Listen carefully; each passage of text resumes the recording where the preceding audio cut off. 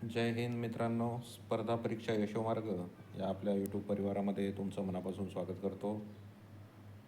भरपूर रिक्वेस्टनंतर आणि प्रत्येक व्हिडिओला माझ्या कमेंट बॉक्समध्ये ज्या गोष्टीची सर्वात जास्त विचारणा सध्या सुरू आहे ते म्हणजे पुणे कारागृह शिपाई भरती 2024. साहजिक आहे मित्रांनो, आता सर्वच ठिकाणचं फिजिकल संपलेलं आहे.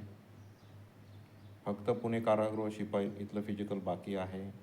बाकी कारागृह जे होतो संभाजीनगर, नागपूर आणि मुंबईचं या प्रत्येकाचं फिजिकल झालेलं आहे. नागपूरचा 29 तारखेला पेपरसुद्धा आहे. मुंबईचा सुद्धा पुढच्या महिन्यामध्ये पेपर होईल. आणि सर्वांची भरती प्रक्रिया झाल्यानंतर आता जे पुणे कारागृहासाठी जे काही विद्यार्थी आहेत आता ते थोडेसे पॅनिक होत आहेत. असं तर नाही मित्रांनो की तुमची भरती होणार नाही, पण तुमचं साहजिक आहे, दिवस लांबल्यानंतर थोडीशी मानसिकता माणसाची बदलते. तर त्याचबद्दल आपण या व्हिडिओमध्ये डिस्कशन करणार आहे. व्हिडिओ शेवटपर्यंत बघा. व्हिडिओ जर आवडला तर व्हिडिओला लाईक करा, चॅनलला सबस्क्राईब करा. आणि भरपूर जणांचं म्हणजे एकच म्हणणं होतं की सर काय नेमका प्रॉब्लेम किंवा काय झालेलं आहे. तर एक पुण्याचा जर पॅटर्न बघितला आपण, तर आपण या व्हिडिओमध्ये एक जेन्युइन माहिती देण्याचा प्रयत्न करणार आहे. इथे कुठेही कोणाला खुश करण्याचं किंवा कुठेही कोणाच्या म्हणजे एक कोणत्या गोष्टीची वाट बघत आहे म्हणून फक्त त्या गोष्टीचा फायदा घ्यायचा वगैरे असा कोणताही दृष्टिकोन नाही आहे. तुम्ही थोडेसे पॅनिक झालेले आहेत, कॉन्सन्ट्रेशन लूज होत आहे. कारण की बघा, ग्राउंडची तयारी तर तुम्ही करत आहात, पण कुठेतरी फिजिकलमध्ये तुम्ही म्हणजे स्टडीमध्ये कुठेतरी तुम्ही मागे पडणार आहात. कारण की काय होतं आहे, फिजिकलची तयारी तुम्ही करून आल्यानंतर तुमची ती मेंटॅलिटी राहत नाही, यार कधी होते कधी होते कधी होते. पण लक्षात ठेवा मित्रांनो, फिजिकल झाल्या एका हप्त्यामध्ये पेपर होईल आणि पेपरसाठी लगेच टाईम मिळणार नाही. त्यामुळे सर्वांना विनंती आहे, भलेही ग्राउंड लांबलेलं आहे पण ग्राउंड होणारच आहे. आणि ग्राउंड झाल्यानंतर तुम्हाला लेखीसाठी जास्तीत जास्त 8 ते 10 दिवस मिळतील. कारण की लगेच कट ऑफ लागून लगेच पेपर होऊ शकतो. त्यामुळे लेखीला तुम्हाला वेळ मिळणार नाही. त्यामुळे आता ग्राउंडला वेळ मिळत आहे, तर त्याचा फायदा आणि त्यामध्येच अभ्यासाचासुद्धा तुम्ही जे तुमचं कॉन्सन्ट्रेशन आहे ते कमी होऊ द्यायचं नाही आणि अभ्याससुद्धा करायचा आहे. कारण की तुम्ही ग्राउंडची वाट बघत आहे, पण ग्राउंडची वाट बघत बघत तुमचं कुठंतरी अभ्यासाकडे दुर्लक्ष होत आहे. मी समजू शकतो, थोडंसं माणसाचा दृष्टिकोन बदलतो बघण्याचा, पण तसं होऊ देऊ नका आणि अभ्यास करत राहा. तर बघा, आपण डिस्कशन करणार आहे. पहिली गोष्ट म्हणजे जेव्हा मला सर्वात जास्त या गोष्टीबद्दल प्रश्न विचारण्यात येत होते, तेव्हा मी भरपूर म्हणजे पुणे सिटी जे आहे तिथे आपण फोन करून किंवा चौकशी करण्याचा प्रयत्न केला. तेव्हा आपल्याला त्यांनी सांगितलं होतं, मी 2-3 वेळेस कॉल केले की 18 ती तारीख आहे, 18 सप्टेंबर.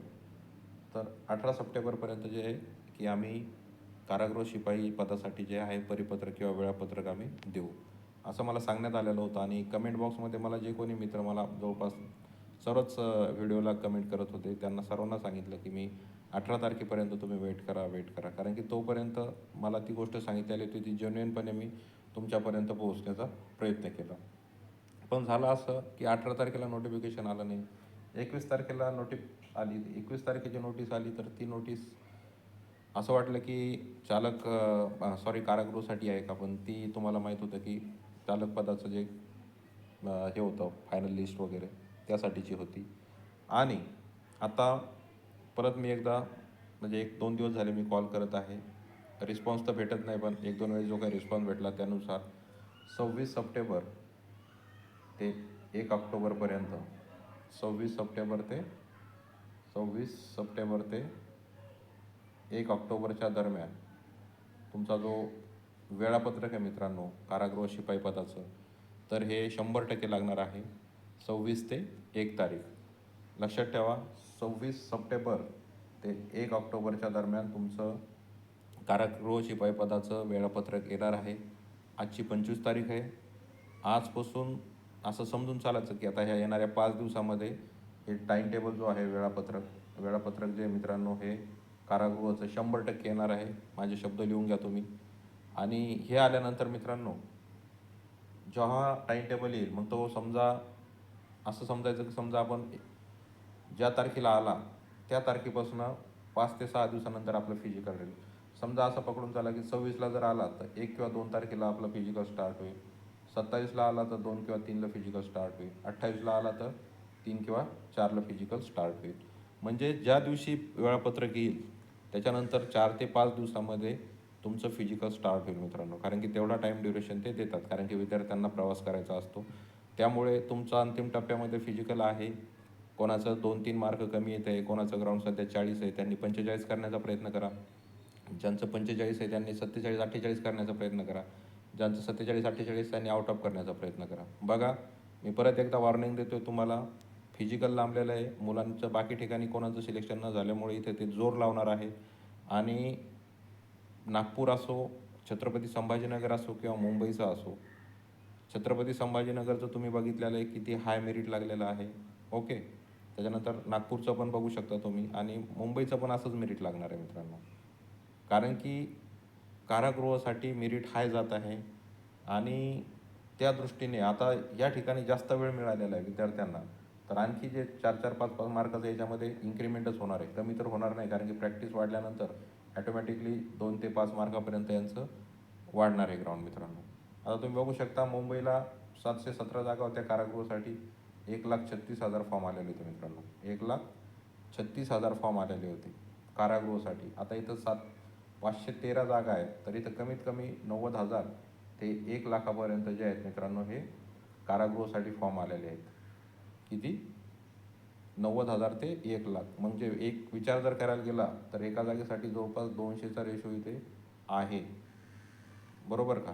इथं पण तुम्ही बघू शकता, 717 जागेसाठी 1,36,000 म्हणजे जवळपास एकाच 190चा रेशो होता मित्रांनो. एका जागेसाठी 190चा रेशो, म्हणजे बघा, तुम्हाला या 189 मुलांपेक्षा चांगली प्रिपरेशन करायची. कॉम्पिटिशन किती जास्त आहे तुम्ही बघू शकता.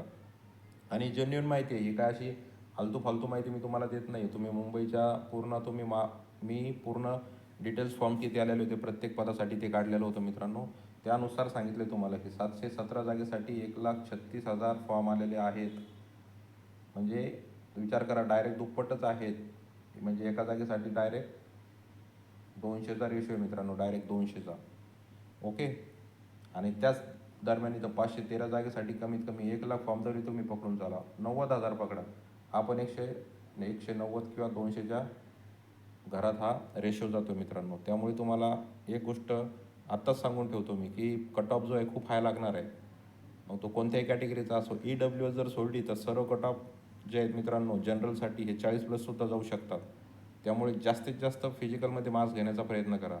कोणी इथं निगेटिव्ह कमेंट करतील, निगेटिव्ह कमेंट करणाऱ्याचं स्वागत आहे, त्याबद्दल मला काही म्हणजे नाही आहे, प्रत्येकाला अधिकार आहे.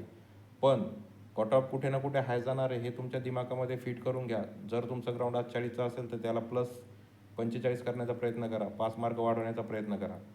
कारण की संभाजीनगर बघा, मुंबईचा पण आता 1-2 दिवसामध्ये कट ऑफ येईल, आणि याच्यानं नागपूरचा सुद्धा बघा, कट ऑफ जो आहे तो हाय लागत आहे. कॉम्पिटिशन बघा, एका जागेसाठी 200ची कॉम्पिटिशन झालेली आहे, म्हणजे 199 मुलांचं जवळपास तुम्हाला त्या ठिकाणी कॉम्पिटिशन करायची आहे. त्यामुळे मार्क्स जास्त लागणार, एवढं लक्षात ठेवायचं आहे. तर मी तुम्हाला सांगितले, डेट परत लक्षात ठेवा. ओके, 26 पासून 1 ऑक्टोबरपर्यंत या टायमात तुमचं वेळापत्रक येणार. ओके, आणि ज्या तारखेला आलं त्याच्यानंतर 4 ते 5 दिवसानंतर लगेच तुमचं फिजिकल टेस्ट जे मित्रांनो ही सुरू होणार. आता पेपर इतक्या दिवस लांबायला नव्हतं पाहिजे, पण सध्याच्या कंडिशनला जर एक विचार करायला गेला तर हे ग्राउंड लांबलं उलट चांगलं झालं असं म्हणावं लागेल सध्याच्या कंडिशनला, सांगा तुम्ही. कारण की सध्या परतीचा पाऊस सुरू झालेला आहे प्रत्येक ठिकाणी, आणि परतीचा पाऊस एवढा जबरदस्त पडत आहे. 1-2 दिवसापासून आता मी मुंबईला बघत आहे, खूपच जास्त भयानक पाऊस. म्हणजे असा पाऊस मी 9-10 वर्षामध्ये तरी पाठीमागचा बघितला नाही. असा पाऊस आहे 1-2 दिवसामध्ये मुंबईसारख्या ठिकाणी पडत आहे. पुण्यालासुद्धा मागच्या वेळेस पाऊस पडला तेव्हा काय कंडिशन झाली तुम्ही बघितलेलं आहे. त्यामुळे 2 ऑक्टोबर ते 3 ऑक्टोबरपर्यंत पावसाचं प्रमाण खूप जास्त सांगितलेलं आहे, खूप जास्त. अतिमुसळधार, कोसळधार, म्हणजे एकदम मुसळधार पाऊस सांगितलेला आहे 2 ते 3 तारखेपर्यंत. मला तरी वाटतं 3 तारखेनंतर जर फिजिकल झालं तर खूपच चांगलं होईल, कारण की ग्राउंडची कंडिशन चांगली राहील आणि मुलांचं नुकसान होणार नाही. मुंबईला 22 ऑगस्ट ते 27 ऑगस्टला ज्या मुलांचं ग्राउंड झालं मित्रांनो, तर इथं आउट ऑफ मारणारा मुलगासुद्धा 40च्या खाली आलेला आहे. त्याचं कारण त्यांचं भर पावसामध्ये ग्राउंड झालेलं आहे. 22 ऑगस्ट ते 27 ऑगस्टमधल्या ह्या 5-6 दिवसामध्ये CP मुंबईचं ज्या मुलांनी ग्राउंड दिलेलं आहे त्यांचं 100%, 90% मुलं त्याच्यातले डिस्क्वालिफाय होणार आहे फक्त पावसामुळे. ज्यांचं ग्राउंड चांगलं होतं, ज्यांनी SRPFला 96, 97 मारलेलं होतं, ज्यांनी बाकी ठिकाणी पोलीस भरतीला 47-48 मारलं होतं, तो 34 आणि 36वर येऊन लटकलेला आहे मुंबईला. त्यामुळे पाऊस थांबल्यानंतर जर ग्राउंड होत असेल तर ती चांगली गोष्ट आहे. आणि आचारसंहितेच्या पूर्वीच्या सर्व गोष्टी होणार आहेत. लक्ष द्या तुम्ही, आचारसंहिता ही 9 ते 10 ऑक्टोबरला लागणार. 9 ते 10 ऑक्टोबरला आचारसंहिता लागणार. त्याच्यापूर्वी सगळ्या गोष्टी होऊन जातील. पहिली गोष्ट म्हणजे 4-5 दिवसामध्ये ह्या येणाऱ्या ऑफिशियली वेळापत्रक येऊन जाणार. कारण की बघा, ऑफिशियली वेळापत्रक आल्यानंतर 90,000 ते समजा 1,00,000 जर विद्यार्थी धरले आणि डेली मुंबईसारखं जर यांनी 10,000 कॅन्डिडेट जर भरवले तर 9 ते 10 दिवसामध्ये आपलं फिजिकल कंप्लीट होऊन जाणार आहे. आणि समजा 1 किंवा 2 तारखेला ग्राउंड सुरू झालं तर 10-12 तारखेपर्यंत आपलं ग्राउंड संपून जाणार आहे. आचारसंहिता लागली तरी या गोष्टीचा याच्यावर काही इम्पॅक्ट होणार नाही आणि त्याच्यानंतर परत 10-15 दिवसामध्ये लगेच पेपर होऊन जाईल. तर त्या दृष्टिकोनातून तुम्ही तयार राहायचं आहे. पेपरला आता जसा टाईम आहे तसा भेटत नाही आहे. जसं आता तुम्ही बघितलेलं आहे, यांचं 21 तारखेला जे आहे मित्रांनो, कॉन्स्टेबलचे ड्रायव्हरचे आहेत, ड्रायव्हरची मेरिट लिस्ट त्यांनी लावलेली आहे. 24 तारखेला त्यांना म्हणजे काल त्यांना डॉक्युमेंट व्हेरिफिकेशनसाठी जे आहे मित्रांनो, शिवाजीनगर पुणे इथं बोलवलेलं होतं. तुम्ही नोटिफिकेशन बघितलं असेल तर त्यांना काल बोलवलेलं होतं. त्यांनी मेरिट लावली, प्रतीक्षा यादी लावली. त्यांच्यावर ज्यांचे आक्षेप होते ते आक्षेप त्यांनी 23 तारखेपर्यंत घेतले आणि लगेच 24 तारखेला सकाळी त्यांनी हजर व्हायचं सांगितलेलं आहे. त्यांची पूर्ण प्रोसेस होऊन त्यांना नियुक्तीपत्र देण्यात येतील लगेच. म्हणजे यामध्ये 1-2 दिवस जाऊ शकतो. म्हणजे असं पकडून चला तुम्ही, सोमवार मंगळवार, येणाऱ्या सोमवार किंवा मंगळवारी जे आहे मित्रांनो, या 2 दिवसामध्ये आपलं जे वेळापत्रक आहे कशासाठी, आपल्या कारागृह शिपाई पदासाठी, हे 100% सोमवार मंगळवारपर्यंत येऊन जाणार आहे. मी तुम्हाला 26 ते 1 तारीख दिलेली आहे. माझे शब्द परत सांगतो मी तुम्हाला, 26 तारखेपासून ते 1 तारखेपर्यंत कधीही वेळापत्रक तुमचं येऊ शकतं. आणि हा जर वीक गेला समजा हे नियुक्तीपत्र देण्यात त्याच्यात तर सोमवार किंवा मंगळवार फायनल या 2 दिवसात आपलं वेळापत्रक येणार आणि त्याच्यानंतर 4-5 दिवसानंतर फिजिकल स्टार्ट होऊन 9 ते 10 दिवसामध्ये फिजिकल आटोपण्यात येणार आणि परत 9 ते 10 दिवसामध्ये लगेच लेखी पेपर होणार मित्रांनो. त्यामुळे लेखीसाठी तुम्हाला जास्त वेळ मिळणार नाही आहे. त्यामुळे अभ्यासाकडे दुर्लक्ष करू नका. अभ्यास सुरू राहू द्या, फिजिकलची तयारी सुरू राहू द्या. दुपारचा जो वेळ मिळतो अभ्यासासाठी, रात्री जो वेळ मिळतो त्याचा युटिलाइज करा. जुने पेपर वाचा, चालू करंट चांगलं करा. मॅथ, रिजनिंग ज्यांचं कोणाचं वीक असेल ते पण चांगल्या प्रकारे करा आणि जास्तीत जास्त स्कोअर कसा होईल याचा प्रयत्न करा. फिजिकलचं परत एकदा सांगतो, फिजिकलचा कट ऑफ हाय लागणार आहे आणि तो हायच लागणार आहे. तो काही कमी लागणार नाही. फक्त EWSचा कट ऑफ कमी लागू शकतो कारण की मराठा उमेदवार EWSमधून बाहेर जाणार भरपूर. त्यामुळे EWSचा कट ऑफ हा कमी लागू शकतो. तर असा एक व्हिडिओ होता मित्रांनो.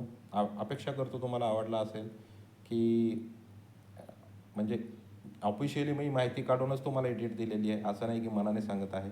26 ते 1 ऑक्टोबरपर्यंत डेट दिलेली आहे त्यांनी, की यामध्ये आम्ही केव्हाही वेळापत्रक काढू शकतो. हा वीक आता बुधवार आहे, गुरुवार, शुक्रवार, शनिवार 3 दिवसात आलं तर ठीक. सोमवारी लिहून घ्या तुम्ही, सोमवारपर्यंत आपलं परिपत्रक वेळापत्रक येणार आहे. त्याच्यानंतर 4-5 दिवसात ग्राउंड सुरू होणार आहे. त्यामुळे ग्राउंडची चांगली तयारी करा आणि एकदा परतीचा पाऊस गेल्यानंतर जर ग्राउंड होत असेल तर खूपच चांगली गोष्ट आहे आणि त्यामुळे कोणाचे नुकसान होणार नाही. परत एकदा सर्वांना मनापासून शुभेच्छा. अभ्यास करत राहा, ग्राउंडची तयारी करत राहा. भेटूया नेक्स्ट व्हिडिओमध्ये. तोपर्यंत स्वतःची काळजी घ्या, सुरक्षित राहा. जय हिंद, जय महाराष्ट्र.